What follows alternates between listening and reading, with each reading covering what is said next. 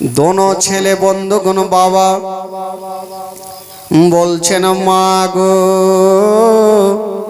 আর খাবার লাগবে না মা, আমরা খাবার খাবো না মা।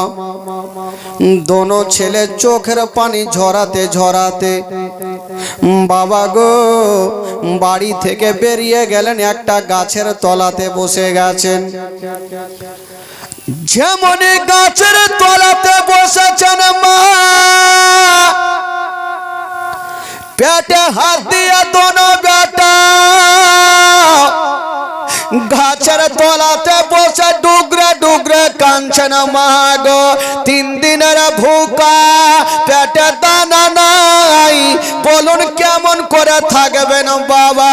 ছোট ছোট ছেলে যেন সহ্য করতে পারে না, কিন্তু বেরাদার ওইদিকে মা কথাই বলে বাবা, সন্তান যদি কষ্ট পাই তার থেকে মায়ের কলেজা বেশি কান্দে, সন্তান যদি দুঃখ পাই তার থেকে মা বেশি দুঃখ পাই। হাইরে নবী নন্দিনী ফাতেমা কাঁদতে আরম্ভ করেছেন, আল্লাহ আমার দোনো বেটা আমার কাছে খাবার চাইলো, আল্লাহ আমি দিতে পারলাম না। হাইরে নবী নন্দিনী ফাতেমা টুকরা টুকরা কাঁদছেন বাবা, আর ওইদিকে দোনো ছেলে গাছের তলাতে পেটে হাত দিয়ে কান্দে। হাইরে মা ফাতেমা বলছেন, আল্লাহ গো এখন আমি কেমন করি গো আল্লাহ, আমার দোনো লাডলা দুলারাকে আমি তাদের জন্য খাবারের ব্যবস্থা কেমন করব গো আল্লাহ। চিন্তা ভাবনা করছেন, আর ওই মুহূর্তে আমার নবী পাক 1 পা 2 পা করে বাড়ি ঢুকলেন। জিজ্ঞেস করছেন, মা মা তোমার দোনো লাডলা দুলারা কই, আমার নাতিরা কই? ফাতেমা বলছেন, আব্বা গো আপনার নাতিরা রাগ করে বাড়ি থেকে চলে গেছে আব্বা। আমার নবীর মাথার ওপরে মনে হচ্ছে পাহাড় চেপে গেল, এই জন্য আমার নবী নিজেই বলেছেন ইমাম হাসান হোসেন হচ্ছে আমার দেহের টুকরা, কারণ উনারা যদি কষ্ট পায় তবে আমার নবী কষ্ট পাবে। হায়রে দয়ার নবী মুস্তাফা বলছেন, বেটি রে আচ্ছা বলো রে মা বলো, কোথায় গেছে তোমার দোনো লাডলা?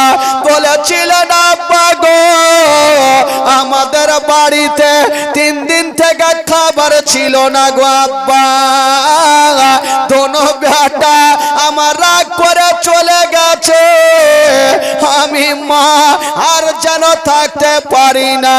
আমার নবী বলেছিলেন, বেটি রে ওরে বেটি ফাতেমা তুমি চোখের পানি ফেলিও না রে মা, ফেলিও না, আমি সব সহ্য করিব মা, তোমার চোখের পানি সহ্য করব না। মা কান্দিও না মা, তোমার বাড়িতে খাবার ছিল না? না আব্বা কোনো খাবার নেই। ঠিক আছে মা, আমি এক্ষুনি যাব, কিছু কাজ কাম করব, আর তোমার দোনো ছেলের জন্য কিছু খাবার নিয়ে আসিব। হায়রে আমার দয়ার নবী মুস্তাফা দোনো নাতির জন্য বাবা গো কাজ খোঁজার জন্য বেরিয়ে গেলেন। ও যুবকেরা, ও গো সোনা মানিকেরা, আমার নবী কোথায় যাবেন বাবা? মা গো রাস্তা ধরে চলে যাচ্ছেন বাবা, যেতে যেতে মা একটা বিশাল বড় জঙ্গলে পৌঁছে গেল।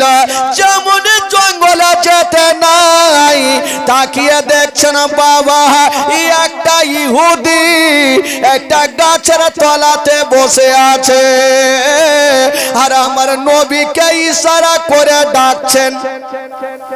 আমার নবীকে ইশারা করে ডাকছেন, আমার নবী চলে গেছেন। ইহুদি বলছেন, ও গো আলামিন, তোমাকে মক্কা নগরে সবাই আলামিন বলে জানে, আজকে এই রাস্তার ধারে আপনি কি করছেন? আমার নবী বলছেন, ভাই রে ওই একটু দাঁড়াতে বলো ভাই, আমার নবী বলছেন ভাই রে, আজকে আমি রাস্তার ধারে এসেছি, জঙ্গলে এসেছি, একটা কারণ আছে। বলল কি কারণ? বলছেন ভাই রে, আচ্ছা বলো তোমাদের বাড়িতে কোনো কাজ কাম পাওয়া যাবে কি না? ওই ইহুদি মনে করছে না জানি না, আজকে আলামিন কাজ খুঁজতে এসেছে, কিন্তু আমার নবী নিজের জন্য যান নাই বাবা, নিজের জন্য যান নাই। দুইজন নাতির জন্য আমার নবী কাজ খোঁজার জন্য চলে গেছেন। যেমন গিয়েছেন বাবা, ওই ইহুদি মনে ভাবলো এই নবীকে এমন একটা কাজ দিব, নবী কোনো মতে কাজ করতে পারবে না। আর নবী যদি কাজ করতে না পারে, কোনো ভুল ত্রুটি হয়ে যায়, তবে নবীকে কষ্ট দিব। ইহুদি ভাবছে আজকে আলামিনকে নিজে থেকে কাজ দিব, যদি না পারে তখন তার বদলা নিব, কারণ নবী নিজেকে দাবি করেছে নবী বলে, ছাড়বো না। বেরাদার বন্ধুগণ, যেমনই আমার নবী বলছেন ভাই বলো তোমার কি কাজ আছে বলো। ইহুদি বলছেন ওগো আলামিন, এই যে দেখছো আমার বিশাল বড় একটা ফুলের বাগান, তোমাকে বালতি রশি দিব, তুমি ওই কুয়া থেকে পানি তুলবে আর ফুলের গাছে দিবে, জয় বালতি পানি তুলবে, এক বালতির বিনিময়ে তোমাকে 3টা করে খেজুর দিব। হায় রে আমার নবীর মনের ধারণা, আমি 10 বালতি পানি তুলব আর 30টা খেজুর নিয়ে আমার দোনো নাতিকে দিব। আমার নবী বলছে ভাই রে, দাও তোমার বালতি রশি কানা আমাকে দিয়া দাও। ইহুদি ভালো করে জানে এ আলামিন কখনো পানি তুলতে পারবে না। মা গো শুনেন মা, কলেজা খানা ফেটে যাবে। ওই ইহুদি বাবা বালতি রশি দিয়েছেন আমার নবীকে, আমার নবী বালতি রশি নিয়ে বাবা কুয়াতে নামিয়ে দিয়েছেন। বাবা যেমনই নামিয়েছেন, এক বালতি পানি তুলেছেন, আমার নবীর হাতে ঘা হয়ে গেল। হায় রে দয়ার নবী মুস্তাফা, আর যেন থাকতে পারে না, বলছেন আল্লাহ গো আমি একটা বালতি পানি তুলেছি, আর কেমন করে তুলব? আমার দয়ার নবী মুস্তাফা আবার বালতি ডুবিয়েছেন, 2 বালতি পানি তুলে আমার নবী ফুলের গাছে দিচ্ছেন। বাবা এই করে বন্ধুরা আমার নবী 9 বালতি পানি তুলেছেন। বাবা নবীর মনের ধারণা আমি আর 1 বালতি পানি তুলব, তবে পূর্ণ 10 বালতি হবে। ওই কে কানছে কোন থেকে? 10 বালতি পানি হবে, আমি 30টা খেজুর নিয়ে আমার দোনো নাতির কাছে যাব।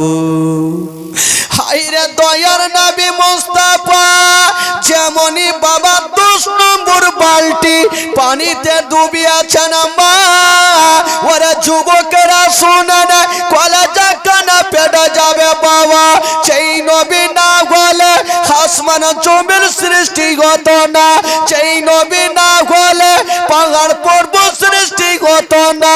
ওই নবী পাক যেমনই 10 নম্বর বালতি পানিতে ডুবিয়েছে, অর্ধেকটা তুলেছেন বাবা, যেমনই অর্ধেকটা টেনেছে, এমন কি ঘটনা ঘটে গেল, যে রশ্মি দিয়ে পানি তুলতেছিল ওই রশ্মিখানা কেমন করে ছিঁড়ে গেল, আর ওই বালতি কুয়ার মধ্যে পড়ে গেল।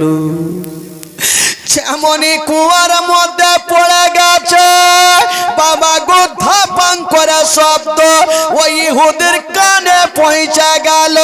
ইহুদি দৌড়িয়ে চলে আসিল, বলছেন ও গো আলামিন বলো আমার বালতি খানা কেন তুমি ফেললে? আমার নবী বলছে ভাই রে আমি তোমার বালতি নিজে থেকে ফেলি নাই, রশি পচা ছিঁড়ে পড়ে গেছে ভাই, আমাকে 5টা মিনিট সময় দাও, আমি যাব আর কাঁটা রশি নিয়ে আসিব, তোমার বালতিটা তুলে দিব। বলছেন না তোমাকে সময় দেওয়া হবে না, আমার বালতি এখনই তুলে দাও। হায়রে দয়ার নবী মুস্তাফা বলছেন ভাই রে আমাকে 5টা মিনিট সময় দাও, খোদার কসম আমি বালতি নিজে থেকে ফেলি নাই। কথা চলছে বাবা আর ওই ইহুদি বাবা গো 1 সেকেন্ড দেরি করলো না, 1 সেকেন্ড দেরি করলো না মা, নিজের হাতখানা উঠিয়েছে, কথা বলতে বলতে আমার নবীর গালে একটা ঠাঁই করে চড় মেরে দিয়েছে। যেমনই আমার নবীর গালে চড় মেরেছেন মা, আমার নবীর সাদা গালে 5টা আঙুলের যেন দাগ বসে গেল, এত জোরে মেরেছেন আমার নবীর সাদা গালে 5টা আঙুলের দাগ বসে গেল। ওই ইহুদি মায়ের মেরে দেওয়ার পরে দাঁড়িয়েছিল, ও যুবক বন্ধুরা আজকে যদি কেউ আমাকে মারে, যদি কেউ আমার গালে মারে, আমি নিজের হাতখানা আমার গালে দিব। কেন দিব? ব্যথা হচ্ছে বলে দিব, কিন্তু আমার নবী তা করলেন না। আমার নবীর গালে যখন তামাচা মেরেছে আমার নবী নিজের গালে হাতখানা দিলেন না, ওই ইহুদির হাতখানা ধরে ফেললেন আর বলছেন ভাই বলো তুমি আমার গালে এত জোরে মেরেছো, তোমার হাতে কি ব্যথা হয়েছে? ওই ইহুদির হাতখানা আমার নবী সাহালিয়া দিচ্ছেন বাবা আর বলছে ভাই রে তুমি আমার গালে অনেক জোরে মেরেছো, তোমার হাতে কি ব্যথা হয়েছে? যেমন এই কথা বলতে নাই ওই ইহুদি কাঁদতে কাঁদতে বাড়ি পালিয়ে গেল। কয়েকটা খেজুর দিয়েছে না বাবা, আমার নবী খেজুর কানা নিয়েছে না, চোখ ভরা পানি বুক ভরা ব্যথা নিয়ে আমার নবী চলে যাচ্ছে না বাড়ির দিকে। একটা হাতে খেজুর কানা, একটা হাত রেখেছেন গালের ওপরে, একটা হাত গালের ওপরে। আমার বেটি ফাতেমা যেন দেখতে না পাই, আমার বেটি যদি দেখে নেয় তবে ফাতেমা কাঁদতে কাঁদতে অজ্ঞান হয়ে যাবে। হায়রে আমার নবী পাক ওই খেজুর খানা নিয়া ফাতেমার গেটে ডাক দিচ্ছেন, বেটি তাড়াতাড়ি করে দরজা খোলো রে মা। ফাতেমা ভাবছেন আল্লাহ হয়তো আমার ছেলেদের জন্য আমার আব্বা কোনো খাবার নিয়ে এসছে। যেমনই দরজা খুলেছে না বাবা, যেমনই দরজা খুলেছে না বন্ধুরা, আমার নবীর উপরে নজর পড়ে গেল। হায়রে নবী নন্দিনী ফাতেমা, ছোট্ট বেটি ফাতেমা, বাপের চেহারা দেখছে না বাবা, কিন্তু চিন্তা করছেন আল্লাহ আমার আব্বার চোখ দিয়ে কেন পানি ঝরে, চোখ গেলা কেন লাল লাল হয়ে আছে। বলছেন আব্বা গো, আব্বা আপনার কি হয়েছে আব্বা? বলছেন বেটি রে তুমি আমার কথা জিজ্ঞাসা করো না মা, এই যে খেজুর কানা নিয়ে নাও আর আমার দুনো নাতিকে তুমি দিয়া দাও। ছোট্ট বেটি ফাতেমা যখনই খেজুর খানা নিতে যাবে বাপের গালে নজর পড়ে গেল। আব্বা গো আপনার একখানা হাত আপনি কেন গালের মধ্যে রেখেছেন? আপনি হাতখানা টানেন। আমার নবী বলছেন বেটি রে আমি হাতখানা টানবো না, আমি হাতখানা যদি টেনে নি, মা তোমার পা থেকে জমিন পর্যন্ত সরে যাও। বলছেন আব্বা গো, আব্বা আপনার সব দুঃখের কথা জানি আব্বা, আপনি দয়া করে হাতখানা টানুন। আমার নবী বলছেন বেটি রে, আমি হাতখানা টানবো না। হাই রে নবী নন্দিনী ফাতেমা বলছেন আব্বা গো, আব্বা গো একবার আপনি হাতখানা টানেন আব্বা।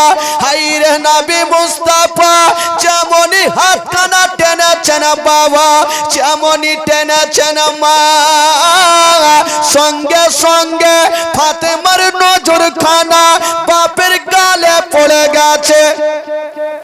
আব্বা, আব্বা গো আপনার এই সাদা গালে 5টা আঙুলের দাগ কেন বসে আছে আব্বা? আব্বা কেউ আপনাকে মেরেছে আব্বা? এই কথা বলতে নাই আমার নবীর কলেজা খানা ফেটে গেল। ফাতেমা বুঝে গেল আল্লাহ আমার আব্বার গালে কেউ না কেউ তামাচা মেরেছে আল্লাহ। ফাতেমা বলছেন আব্বা গো কোন এমন দুরাচার ছিল আপনার গালে এত জোরে মেরেছে আব্বা? তার দিলে কি দয়া হইল না, ময়া হইল না? ফাতেমা দেখছেন বাপের গালখানা, আর ছোট্ট বেটি ফাতেমা গালখানাকে সাহালিয়া দিচ্ছে না, ডুগরে ডুগরে কাঁদছে। আমার নবী বলছেন বেটি রে তুমি আমাকে দেখে চিন্তা করো না, তোমার দোনো বেটাকে ডাকো, খেজুর খানা খাইয়ে দাও মা। তবে বেটি রে আমাকে যে মেরেছে রে মা, আমাকে চিনতে পারেনি রে মা, কিন্তু আমি নবী তাকে চিনি বেটি রে, আমি তাকে মাফ করে দিয়েছি। আমার নবী হচ্ছে রহমতুল লিল আলামিন, রহমতের ভান্ডার। আমার নবীর গালে যেই লোকটা তামাচা মেরেছে আমার নবী তার জন্য বাদ দোয়া করলেন না। আমার নবী বলছেন বেটি রে ওই লোকটা যদি আমাকে চিনতো তবে আমাকে আঘাত করতো না রে মা, আমি তাকে ক্ষমা করে দিয়েছি রে মা। হাইরা নবী নন্দিনী ফাতেমা আব্বার বুকে ঢুকে গেছে না বাবা। তবে বেটিরা আব্বাকে সব চাইতে বাবা মাকে ভালোবাসে। বাপের গাল খানা ফাতেমা এইভাবে লেড়ে দিচ্ছে না বাবা, আর ফাতেমা ডুগরে ডুগরে কাঁদছে না। আল্লাহ আমার বাপকে কে এমন এত জোরে মেরেছে, তার দিলে কি দয়া গইল না, ময়া গইল না?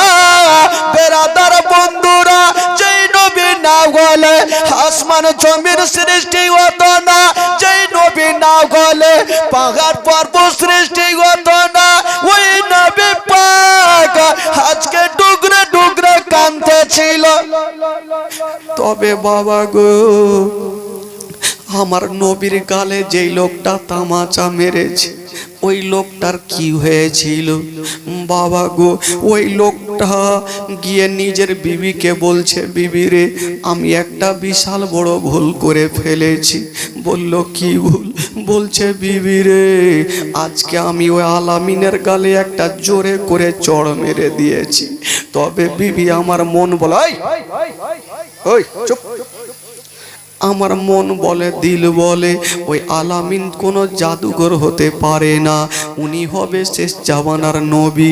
বিবি রে বিবি দেরি করো না, আমি অন্যায় করেছি, আমি কোনো মডলের কাছে যাব না, কোনো সর্দারের কাছে বিচার নিয়ে যাব না। বিবি রে তুমি ঘরে যাও আর হাঁসুয়া খানা নিয়ে চলে আসো। স্বামী গো আপনি হাঁসুয়া কি করবেন? বলছেন বিবি রে যেই নবীর গালে এত সুন্দর চেহারা, আসমানের চন্দ্রতে দাগ আছে কিন্তু নবীর চেহারাতে কোনো দাগ নেই, আমি ওই গালে তামাচা মেরে দিয়ে আমি একটা ভুল করে ফেলেছি। বিবিরে হাঁসুয়া খানা নিয়ে চলে আসো। বিবি কোদর দিয়ে গেল আর হাঁসুয়া কানা নিয়ে চলে আসিল বাবা। ইহুদি বলছে না বিবি রে আমার এই হাত কানা আমি রাখবো না। ওই ইহুদি নিজের হাত কানা বাবা গো নিজেই কেটে ফেললো।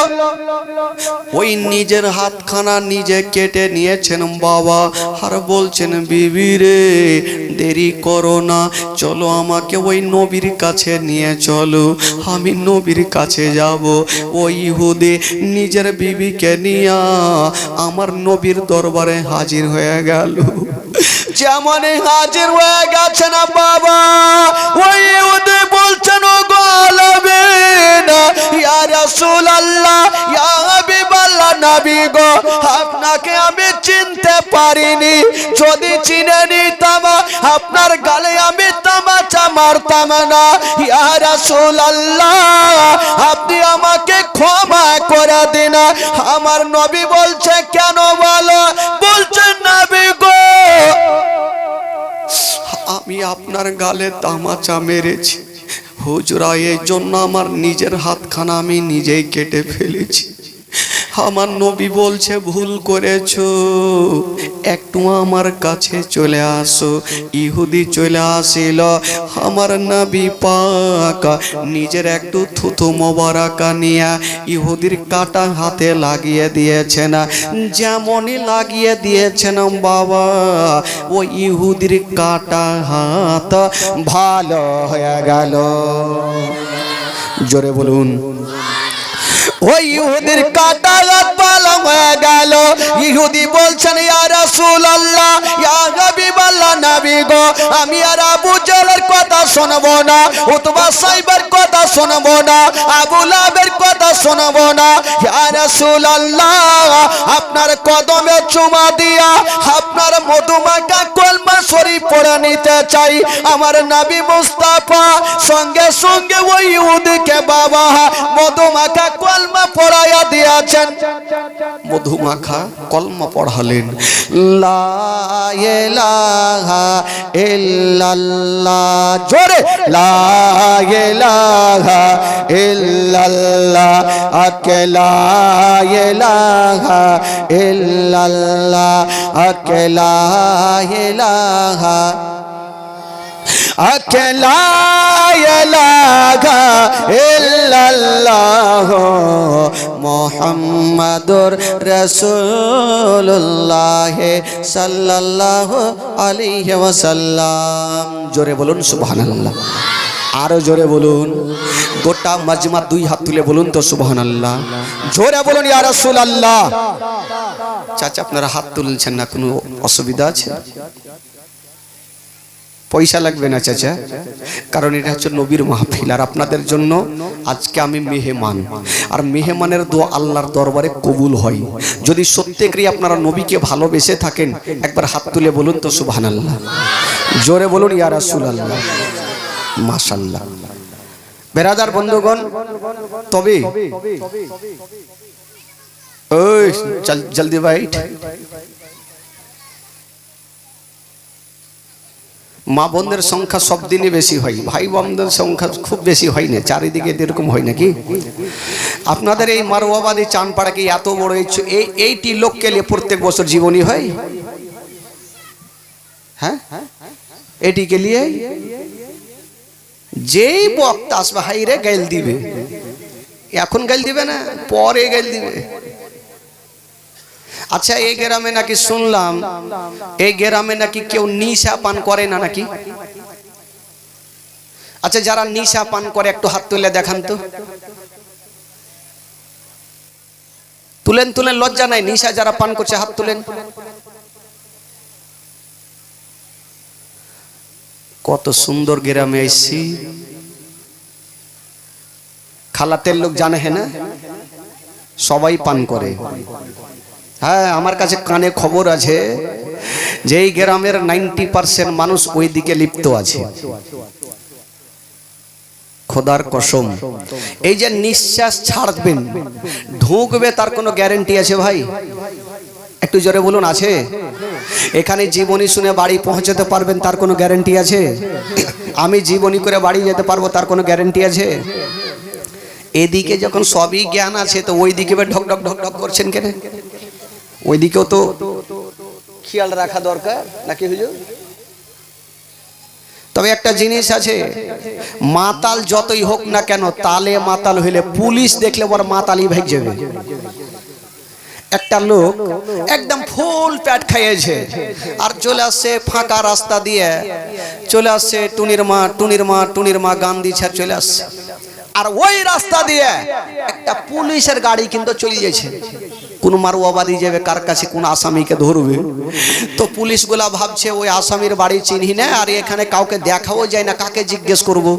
আর মাতাল দেখছে বাপরে তো চলে আসছে, যদি ধরে এলে তো পাছাতেল পড়বে লাদ না, ভাগবো কুণ্ঠে। পুলিশ যখন কাছাকাছি হলো, মাতাল বাঁচার জন্য চাপ্পাল খুলে দিয়েছে আর একটা কবরস্থানের পাশে গিয়ে এইভাবে হাত জোড়ো করে বলছেন আল্লাহ আল্লাহ আল্লাহ আল্লাহ। কেন জানেন? বাঁচার লেগে যে পাছাতে লাদ না পড়ে। পুলিশগুলা ভাবছে কোন আসামির বাড়ি যাব, কাকে বলবো। তো চলো ওই লোকটা দাঁড়িয়ে আছে ওকে জিজ্ঞেস করি। ও দুটা হিন্দু পুলিশ নাইমে কিন্তু ওর দিকে চলিয়েছে। ও টেরা চোখে দেখছে, আগে মাগি তো ফেসে গেলাম, ই তো বেটারা ধরে ফেলবে, আর ধরে নিলার উপায় নাই। পুলিশগুলা ওর পাশে গিয়েছে, ওরাকে দেখে ওর গিয়ার কিন্তু আরো বেড়ে গেছে। কি গিয়ার? একদম শুরু করেছে আল্লাহ আল্লাহ আল্লাহ। আর যারা জিজ্ঞাসা করতে না পারে ওকে, এত ফুল পাওয়ার বাড়লো। তো পুলিশগুলা ভাবছে ইয়ার দুয়া শেষ হবে, তাকে জিজ্ঞেস করব। 1 ঘন্টা 2 ঘন্টা ওর দুয়া না শেষ হয়েছে না, ওকে জিজ্ঞেস করছে। রাগের মাথায় পুলিশগুলো বলছে চল বাড়ি চল, আর দুয়া শেষ হবে না, বাড়ি চল। এরা কিন্তু চলিয়েছে। আর ই মাতাল বলছে রে বেটা গেলি, তোর বাপও আমাকে ধরতে পারবে না, আমি ওই মাতালের মাতাল। ও তো চলে গেল ভাই, কিন্তু গাড়ির মধ্যে দুটা মুসলমান পুলিশ ছিল। এরা জিজ্ঞেস করছে কি ব্যাপার, লোকটা কিছু বললো না। বলো ধুর, তোমাদের কোন এমন দোয়া, এত লম্বা দোয়া জীবনে আবার ছাড়েই না। ওই দুটা মুসলমান পুলিশ মনে মনে ভাবলো ওইটা মনে হয় কোনো আল্লাহওয়ালা আছে, নচেত এত লম্বা দোয়া করে। বলে এক কাজ করো, তোমরা গাড়িতে বসো, আমরা যাবো আর দোয়াতে সামিল হব, কারণ ভালোর দোয়াতে সামিল হলে একটু ভালো হইতে হবে। এই দুটা মুসলমান পুলিশ কিন্তু নেমে চলে যাচ্ছে। আর ও দেখছে ফেটারা চোখে ফের দু বেটা চলে আসছে, এবার মনে হয় ধরা পড়ে যাবো। আসলো আর ওরাও জুতা খুলেছে, ওর পাশে ওরাও দাঁড়িয়ে গেছে। ও বলছে আল্লাহ আল্লাহ, ইয়ারাও বলছে আল্লাহ আল্লাহ। 1 ঘন্টা হইলো, 2 ঘন্টা হইলো, 3 ঘন্টা হইলো, ও দোয়া ছাড়বে তাহলে না ওকে জিজ্ঞেস করবে। এই মুসলমান পুলিশগুলোর মিজাজ খারাপ, বলছে আই দাঁড়া। ই একদম দাঁড়িয়ে গেছে। কি হলো? বলল এতদিন হয়ে গেল বাপের জন্মে এত লম্বা দোয়া করিনি, তুই কিসের দোয়া করছিস রে? বলে আমি 1 ঘন্টা করে 2 ঘন্টা করে, আমার ব্যাপার, করবি কর না করবি যা। পুলিশগুলা বলছে ঠিকই কথা, দোয়া করলে তো মানা করার কিছু নেই। তো পুলিশগুলা ওকে বলছে আচ্ছা তোর কে মারা গেছে বলতো, যে তুই দোয়া করছিস এত লম্বা? বলছে আমার বাপ মারা গেছে। তো দেখছে ওখানে কোনো কবরই নেই, একটা ছোট্ট বাচ্চার কবর। তো ওকে বলছে তুই যে ছোট্ট বাচ্চার কবরের কাছে কাঁদছিস, বেটা দেখছে মাতাল, ধরা পড়ে গেলাম। উচ্চট করে বলছে এই দারোগা বাবু, আপনি জানেন না আমার বাপ যখন এত বড় ছিল তখনই মরে গেছে। মাতাল তালে ঠিক আছে ভাই, এই খবরদার শোনা, একটা কথা মাথায় রাখবেন, নিশা পান করবেন না। কারণ নিশা পান করবেন না, দেখেছেন, হক কথা বলতে আমার কোনো ভয় নেই। কাজে আপনি আমাকে জীবনীতে ডাকেন আর না ডাকেন, আমি জীবনের কোনো পারোয়াই করি না। আমার 2টা নার্সিংহোম চলছে, আমি শিক্ষা রেখেছি, তার জন্য আপনাদের খিদমতে এসেছি। আমি টাকার পারোয়া করি না। মিল্কিতে মানিক চকে আমার লাখো লাখো টাকার ব্যবসা চলছে, কারণ আমি হক কথাই বলবো। তারই মদ খেয়ে যখন লোক চলবে, পড়ে থাকবে আ করে পড়ে থাকবে, কুত্তা কি ভাববে? ওর উঁচা জায়গা দেখে পেচ্ছাপ করে অভ্যেস আছে। ও যাবে দেখবে বাপরে কাঠ পড়ে আছে, মোটা কাঠ, ঠ্যাং চাড়বে আর দিবে হালহালিয়ে। মাতাল বলবে আরো দাও, একটু লজ্জা করে। মুসলমানের ঘরে জন্ম হয়েছেন, একটু লজ্জা করেন ভাই। জীবনী জালসা বহুত করবেন, বক্তা প্রচুর পাবেন, কিন্তু বেরাদ একটু নিজের দিলটাকে, ইমানটাকে ঠিক করেন, তাহলেই লাভ আছে। 5 ওয়াক্ত নামাজ পড়েন, তাহলেই লাভ আছে। মা বাবাকে ভালোবাসেন, তাহলেই লাভ আছেন। শরীরের গরম কদিন আছেন ভাই, আজ আনছেন কাল নেই, চলে যেতে হবে অন্ধকার ঘরে 3.5 হাত জায়গাতে। আপনি চিন্তা করেন এত বড় জায়গা যদি কোনো লাইট না থাকে, জেনারেটর না থাকে, অন্ধকারে একাই ভয় বসে থাকেন, রাত্রি 12টা হবে, একটা ইঁদুর যদি পার্স দিয়ে যেত ভয় কত লাগবে? লুঙ্গি ছেঁড়া ভাগবেন। এত বড় জায়গাতে যদি আপনাকে ভয় লাগে, তো 3.5 হাত জায়গাতে কি করে থাকবেন? ওইদিকে মাটি, ওইদিকে মাটি, ওপরে টাটি, নিচে মাটি, কোনো দিকে উপায় নেই। বাবা গো, একটু দিলে চিন্তা করেন, জীবনী করছে করেন, কোনো মানা নেই, কিন্তু একটু পাক্কা নামাজি হয়ে যান, সত্যবাদী হয়ে যান। কালকে থেকে আপনারা 5 ওয়াক্ত নামাজ পড়বেন, কেউ নামাজ ছাড়বেন না। বেরাদার বন্ধুগণ, বাবাজি আমার ভাইরা, তবে নামাজের কথা বললাম ভাই, কেউ রাত করলেও ভালো আর না করলেও ভালো, হক কথাটাই বলবো। একবার মোহাব্বতে গোটা মাজমা হাত তুলে বলুন সুবহানাল্লাহ, আরো জোরে বলুন সুবহানাল্লাহ, মাশাআল্লাহ। একবার জোরে সোরে দুরূদ পাক পড়ুন, গোটা মাজমা পড়ুন। আল্লাহুম্মা সাল্লি আলা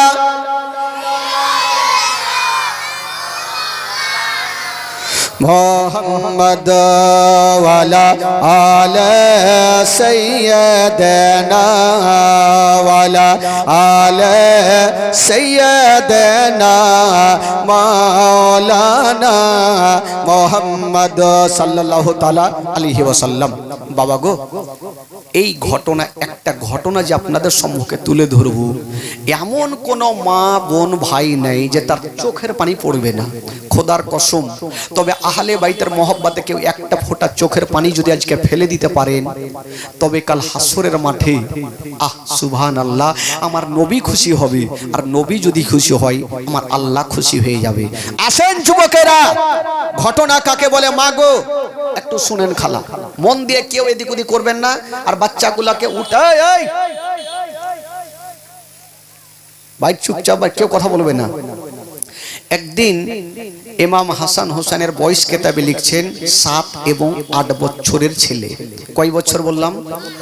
7 এবং 8 বছরের ছেলে। ফাতেমাতুজ জাহরা দোনো বেটাকে নিয়েছেন আর গালে মুখে চুমা খাচ্ছেন। হঠাৎ করে চুমা খাচ্ছেন আর চোখ দিয়ে পানি।